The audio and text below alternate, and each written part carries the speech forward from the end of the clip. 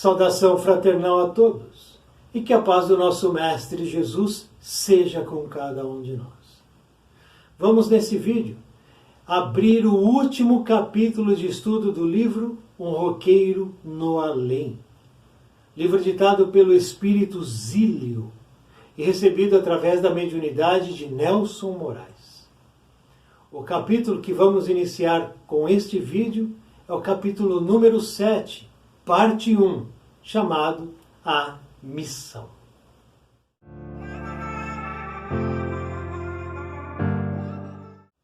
Acordei pela manhã, abri a janela e respirei fundo. O ar parecia alimentar meu corpo. Será que estava conseguindo subtrair energia do éter? Estava questionando essa possibilidade quando Felipe entrou. Entrou sorrindo, cumprimentou-me dizendo, bom dia. Bom dia, respondi. Em um lugar como este, onde estou rodeado de amigos como você, todos os dias são bons. Como está Mirna? Bem, depois que chegou, eu não tornei a vê-la, respondeu Felipe. Está sob os cuidados de Diógenes. Deve estar muito bem. Com certeza, Felipe. Mas diga-me uma coisa. Quem é Mirna? Bem, Zílio, os espíritos comprometidos com os acontecimentos da velha Lemúria são muitos.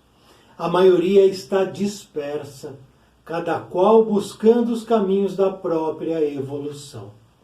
Você, Mirna, Helena, Diógenes, eu e outros ainda reencarnados, quase sempre nos mantivemos juntos. Somos um grupo de apoio mútuo. Então por isso você foi socorrer-me no Vale dos Drogados? Sim. Na verdade, eu não atuo naquela área. Minhas principais atribuições estão vinculadas aos colaboradores encarnados. E há quanto tempo Mirna estava presa a Mohara? Perguntei. Ela está há várias reencarnações e vem sucumbindo às tentações da luxúria. Tornou-se um espírito bom, mas é facilmente dominada por mentes doentias. Sua fraqueza a manteve escrava de Mohara por muitos anos.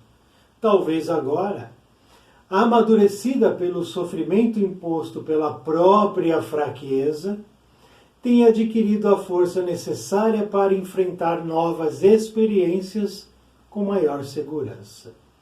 Helena deverá transferi-la para a estância de amor, onde se relacionará com espíritos que contribuirão para o seu progresso. Bem, quando eu a vi, senti um amor fraterno por ela, algo realmente muito forte. Qual a minha ligação com ela, Felipe? As marcas de uma encarnação, Zílio, cuja convivência foi intensa entre dois espíritos, permanecem, e com a reaproximação dos dois, mesmo em um futuro distante, essas marcas assomam do subconsciente como um sentimento nato de amor ou de adversidade. E esse sentimento que eu experimentei ao vê-la, significa que já estivemos juntos algum dia? Sim, respondeu Felipe. Várias vezes vocês estiveram juntos. Então o amor e o ódio à primeira vista não existem? Seria isso? Quase sempre são reencontros cujas afinidades ou adversidades foram construídas anteriormente. Sabe, Felipe, fiquei impressionado com o Vale dos Prazeres. Existem outras cidades iguais àquela? Existem muitas, iguais ou parecidas em quase todos os pontos da Terra. Essas cidades são construídas nos vales que existem na subcrosta. São consideradas zonas inferiores do planeta. Estão localizadas próximas às coletividades, onde estão vinculados os espíritos que as edificaram. Cada qual tem as características dos costumes e da cultura dessas coletividades. Eu comentei com Dênios que eu havia visto lá espíritos que eu conhecia na Terra e que provavelmente devem estar ainda reencarnados. Pergunto, quando desencarnarem, irão fatalmente para aquele lugar? Bem, se não efetivarem uma renovação de seus sentimentos e abdicarem das paixões que os projetam a esse plano inferior, com certeza estarão lá após desencarnarem. Quando estávamos lá, Felipe, em determinado momento, senti-me envolvido naquele clima de luxúria. Quase cedi aos impulsos que experimentei naquele instante. Por que isso? Entenda, Zílio. Você, quando reencarnado, foi influenciado durante algum tempo pelos agentes de Mohara.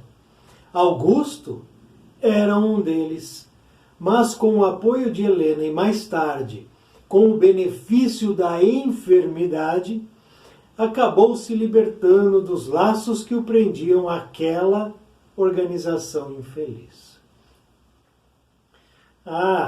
Agora eu entendo por que a mulher de Mohara chamou-me de renegado. Sim, para ele, Zílio, realmente você é um renegado. Estávamos ainda conversando quando chegou Helena e disse: então, o que achou de sua experiência no Vale dos Prazeres? Helena, foi para mim algo inusitado. Por pouco não sucumbi. Zílio, eu tinha certeza de que iria conseguir. Agora posso contar com você para realizar um trabalho na crosta. Certo. E quando deverei realizá-lo? Perguntei. Eu vou levar Mirna para a estância de amor e você irá nos acompanhar. Lá, o apresentarei a um companheiro que vai ajudá-lo a realizar esse trabalho. Ótimo! E quando partiremos, Helena? Agora mesmo, Zílio. Mirna nos espera. Despedi-me de Felipe e saímos. Caminhamos até o ambulatório onde Mirna nos aguardava. Ela estava linda. Seus cabelos brilhavam refletindo os raios do sol que invadiam a sala através da janela. Diógenes fez-lhe algumas advertências e logo depois Helena segurou em nossas mãos e, envolvendo-nos com sua luz, partimos. Em poucos instantes, estávamos na estância de amor.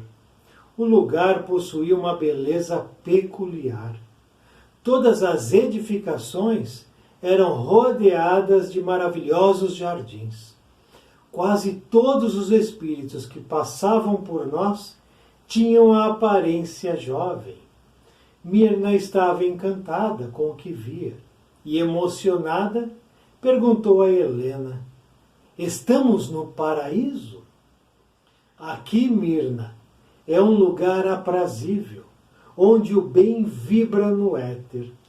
Para nós, espíritos em redenção, é realmente um verdadeiro paraíso, embora o significado da palavra paraíso seja relativo ao grau de compreensão de cada um. Para muitos ainda, o paraíso está no Vale dos Prazeres.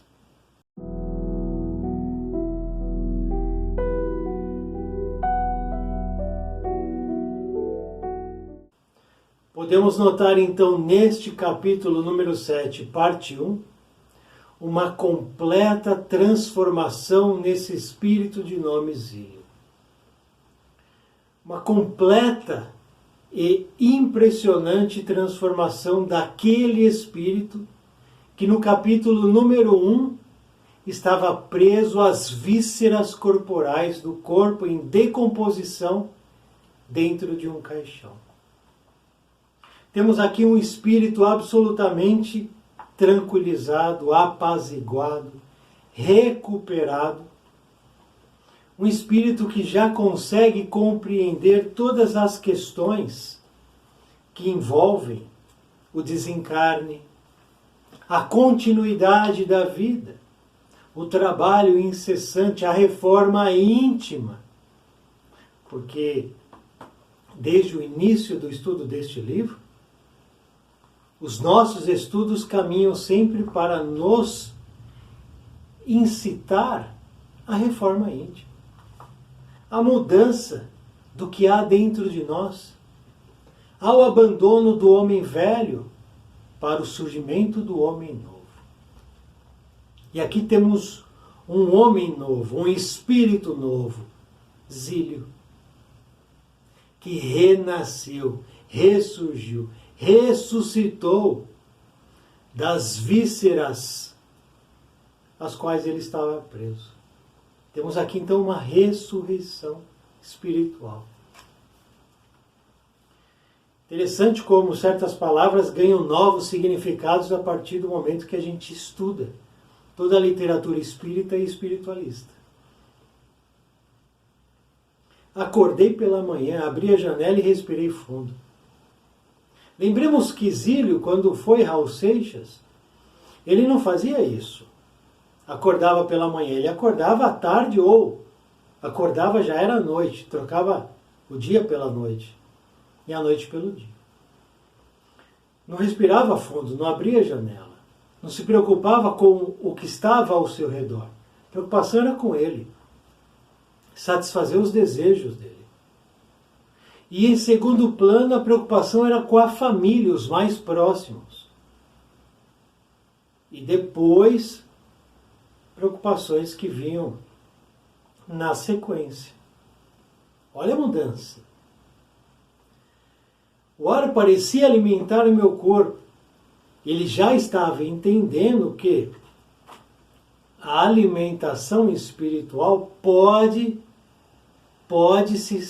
ser feita pelo éter, pelo ar, pelo oxigênio. Não havendo a necessidade do caldo. Claro, no estágio evolutivo dele, nosso, necessitamos de algum alimento. No plano físico, do alimento físico. No plano espiritual, do alimento espiritual. No caso dele, lembremos, no capítulo anterior, no final, Felipe diz, o caldo está aí, tome o caldo. É o que ele faz quando ele chega do resgate de Mirna. Toma o caldo e vai descansar. Coisa simples isso. Uma boa alimentação, um bom descanso, ele acorda como disposto. Vamos trazer isso para a nossa realidade. Uma boa alimentação, um bom descanso vai prover a cada um de nós um despertar mais tranquilo, um despertar mais sereno e estaremos mais dispostos. Lembrando que a alimentação, ela está ligada, ela está conectada ao comportamento. Se eu tenho uma alimentação numa casa onde existe ali a desorganização, desarmonização, as brigas, as discussões, os gritos, essa alimentação se contamina. E eu acabo me contaminando. Então a alimentação precisa ser cuidada. Lembremos no livro Nosso Lar. André Luiz é convidado por Lísias a ir morar junto de Lísias. porque André Luiz precisava de um local para ele morar, já que ele foi dispensado do tratamento hospitalar. Então ele precisa de um lugar. Lísias diz, vamos morar lá em casa. Venha morar conosco. E ele vai. Quando ele chega lá, a mãe de Lísias, que é Laura, recebe ele muito bem. E na casa de Lísias também está hospedada uma sobrinha de Lísias. E ela é recém-desencarnada. E ela está muito perturbada, muito perturbada. E quando acontecem as refeições em família, ela não participa. Porque a perturbação dela iria contaminar não só as pessoas, como o alimento. Então ela se alimenta isoladamente, até que ela esteja preparada e tenha méritos para estar junto dos outros. Vejamos que lição importante é essa. Cabendo a nós colocar em prática. Toda vez que estivermos reunidos em família, o alimento precisa ser um alimento bom para a saúde. Um alimento que faça bem e não um alimento que provoque a viciação, a perturbação, a perda da razão e do controle emocional. Quando as famílias começarem a se reunir com prazer, com equilíbrio, com harmonia, com alegria, com gratidão, muitas coisas vão mudar. Porque a base da sociedade é a família. A base da evolução espiritual é o homem único, ímpar e individual. E o homem é que forma a família. Então a gente tem aí uma conexão de conjunturas que precisam ser organizadas e pensadas. Então aqui ele começa a se questionar, será que eu já estou me alimentando do éter? Felipe chega e Zílio começa a disparar um monte de perguntas, né? Sobre um monte de questões, o que é muito natural. Ele pergunta de Mirna, que está sendo tratada. E diz, há quanto tempo ela é escrava de Mohara? Resposta. Várias reencarnações. Ela vem sucumbindo à tentação da luxúria. Olha que palavra interessante. Luxúria. E o que significa essa palavra? Sabemos ou não sabemos?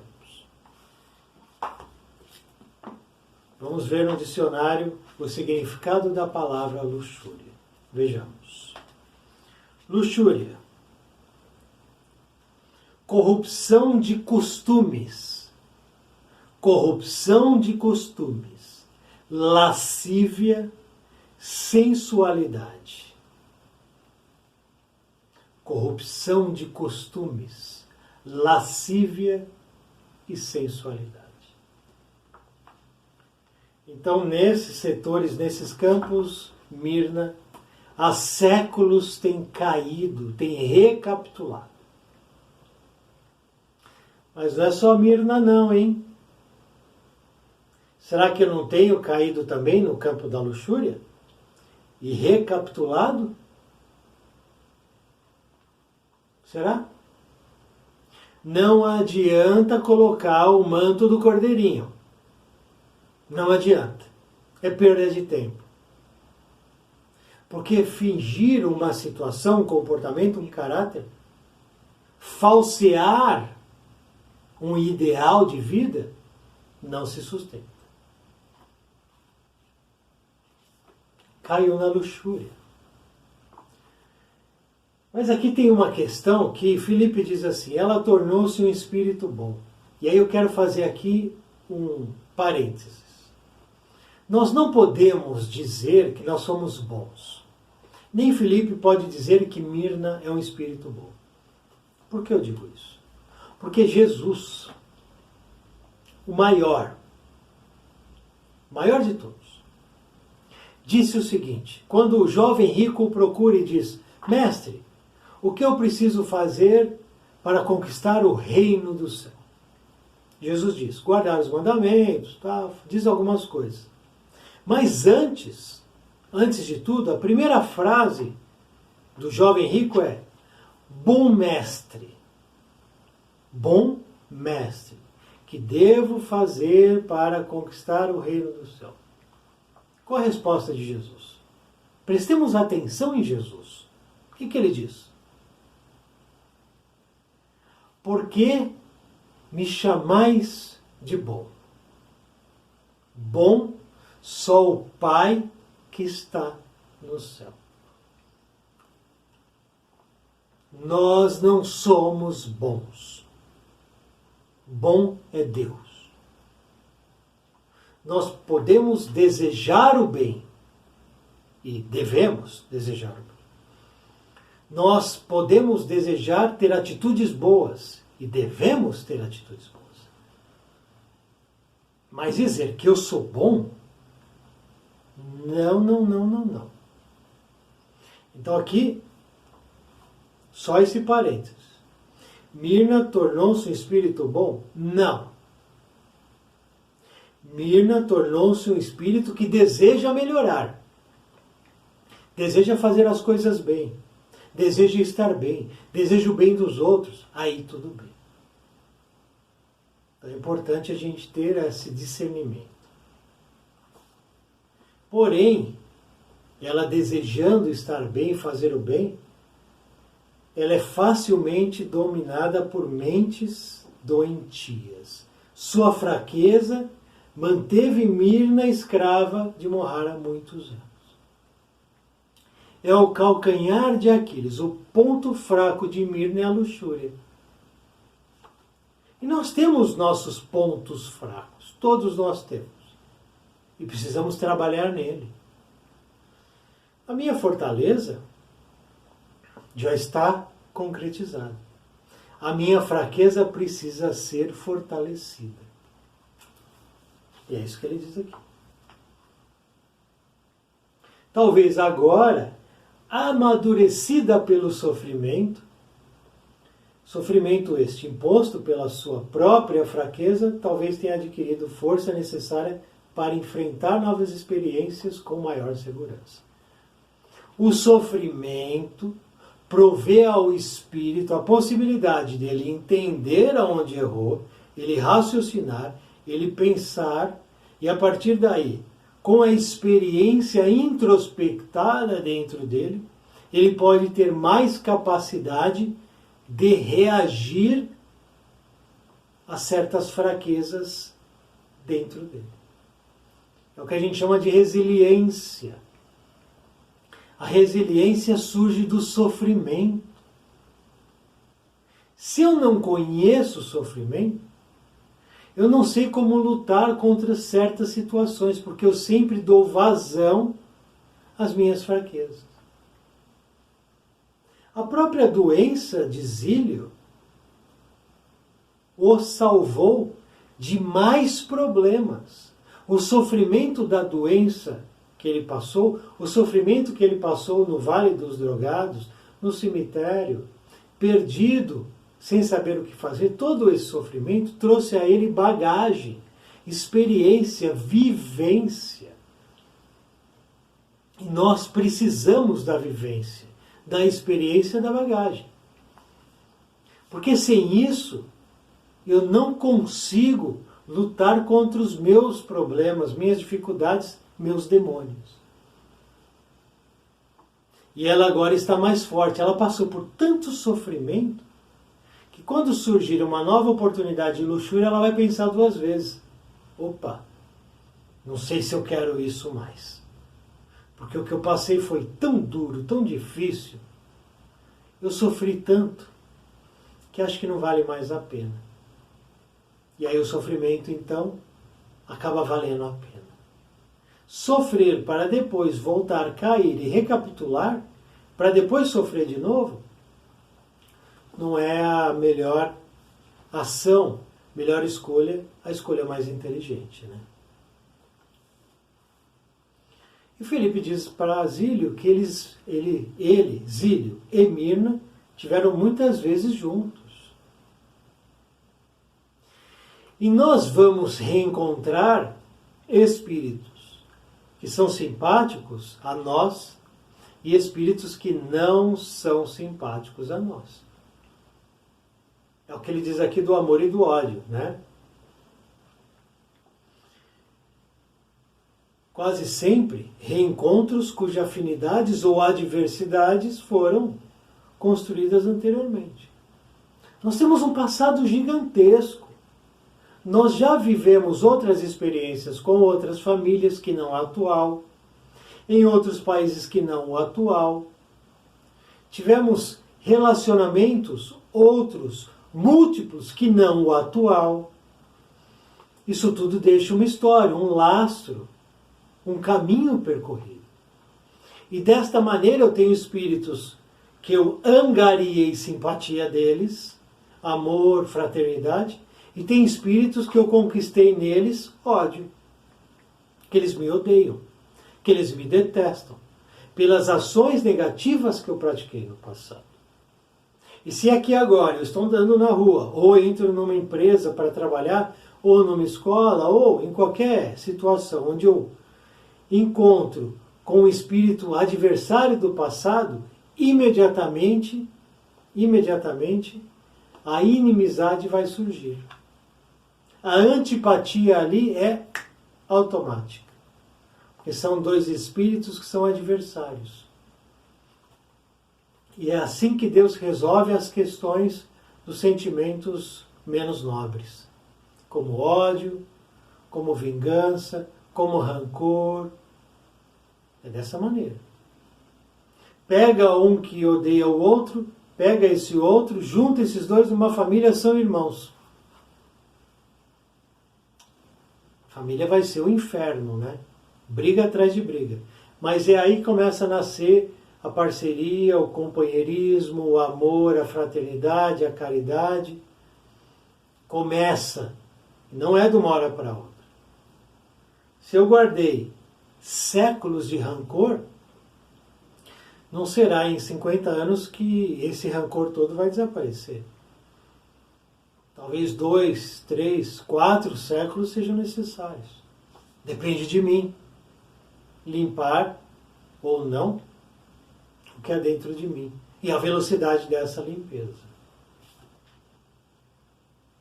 E outra informação surge. Quando Zílio pergunta, existem outras cidades iguais à cidade que nós visitamos? Cidade dos prazeres? Resposta. Existem muitas, iguais ou parecidas. Muitas. Porque o mundo é gigantesco. Quantas cidades existem no mundo? Quantas cidades existem só na América do Sul? Ou no hemisfério norte ou sul, enfim. São milhares de cidades. Então são milhares de espíritos, no plano físico e no plano espiritual. E eles vão se juntar, a afinidade vai juntar esses espíritos. E eles necessitarão edificar algo. Aqueles que têm mais capacidade são mais ardilosos, sagazes, perversos, e têm mais poder, dominarão os que têm menos. E irão edificar ali núcleos, burgos, cidades, cidadelas. É assim. E cada uma vai ter uma característica, um costume, um comportamento, a partir da cultura e da coletividade que habita ali aquele local. Então, nenhuma surpresa. Mas ele diz que, e aqui a informação vai de encontro ao livro, o estudo do livro Umbral. Ele diz: essas cidades construídas nos vales que existem na subcrosta, embaixo. Subcrosta. são consideradas zonas inferiores do planeta. É um umbral cavernoso. Então a cidade dos prazeres fica num umbral cavernoso. Aqui embaixo, ó. Ficava, né? Estamos em 2023. Esse livro aqui já tem mais de 2 décadas. Pode ser que essa cidade tenha sido esvaziada novamente, como foi lá nos anos 30 e 40. Pode ser. E ela não exista mais. Porque milhares de cidades já foram esvaziadas. E toda a coletividade foi direcionada para reencarnar. Todos reencarnaram ou estão em vias de reencarnar. Todos. O umbral está sendo desativado, desarticulado e reurbanizado. Ali não irá permanecer nenhum espírito inferior. Os que tiveram alguma última possibilidade, reencarnação, ou estão perto de reencarnar. Os que não já foram retirados, colocados, né, em naves e área. Um abraço. Tchau. Zílio diz que ele quase cedeu à luxúria da cidade dos prazeres. Quase. Faltou pouco. Por que isso? A explicação é por conta da obsessão que ele trazia junto a ele quando estava aqui no plano físico como Raul Seixas. Ele foi obsidiado durante décadas seguidas pelos agentes de Mohara. Por que ele foi obsediado? Porque eles tinham interesse em 2 coisas.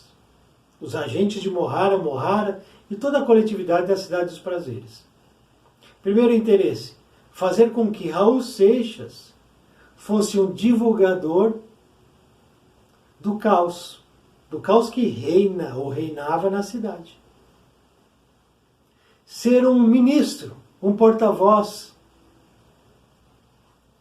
apresentando a drogadição, a luxúria, a sexualidade, a rebeldia, a revolta vazia. Então, Raul Seixas foi um instrumento de Mohara. E segundo o interesse é que ele era um cidadão da Cidade dos Prazeres. Ele já esteve lá como um participante da coletividade. Por isso que eles tinham interesse nele. Porque se ele fosse um espírito elevado, a obsessão ia chegar, bater, ia sair, voltar. Não ia ficar ali. Mas ele abriu as portas. Ele abriu. Ele não se protegeu. Ele não fez por onde. Aí, Deus deixa. Deixa acontecer. E aí ele sofre. Vem a enfermidade e aí vem todo o relato que nós estamos acompanhando até agora. E finalmente eles saem para ir para a missão, que é o título do capítulo. Vão transferir Mirna para uma outra cidade espiritual chamada Estância de Amor. Essa Estância de Amor tem um relato, um breve relato dela no livro Autistas do Além. Talvez eu faça um estudo aqui deste livro no canal, vamos ver. Então eles levam Mirna até lá, depois dela ser cuidada por Diógenes. E ela diz, ao chegar lá, ela pergunta, estamos no paraíso? E Helena dá uma resposta simples, mas extremamente sábia. Ela diz assim, realmente é um paraíso para nós que estamos nesse estágio evolutivo, que é um paraíso.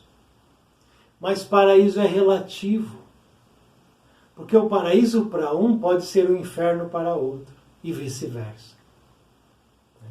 A cidade dos prazeres, diz Helena, é o paraíso para quem ali quer estar.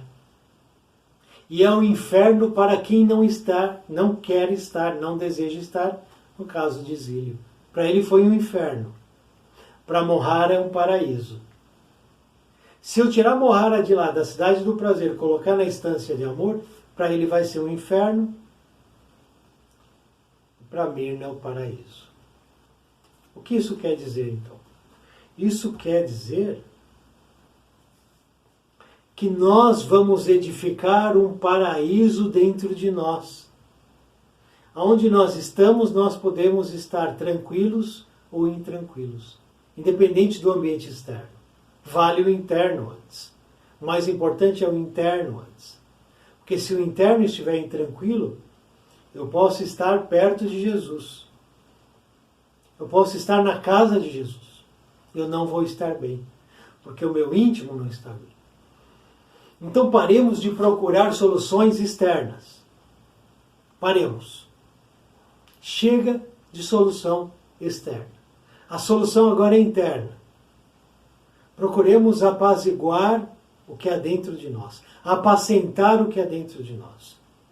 Se é a ansiedade, se é o medo, se é o desespero, se é a depressão, procuremos cuidar disso dentro de nós. Claro, utilizando o que é possível no nosso externo, mas antes no interno. Zílio aqui é o exemplo. Quando o interno melhorou, ele começou a ficar mais tranquilo em termos externos. E do contrário também. Perturbou-se internamente, vai se perder do lado de fora. Serve para qualquer um. Essa, na verdade, foi, portanto, a primeira parte do capítulo número 7, o último capítulo. No próximo vídeo, parte 2, capítulo 7, vamos saber qual é a missão de Zílio e encerrar o estudo deste livro, Um Roqueiro no Além. Obrigado por assistir esse vídeo. Muita paz, muita luz. Salve nosso Mestre Jesus.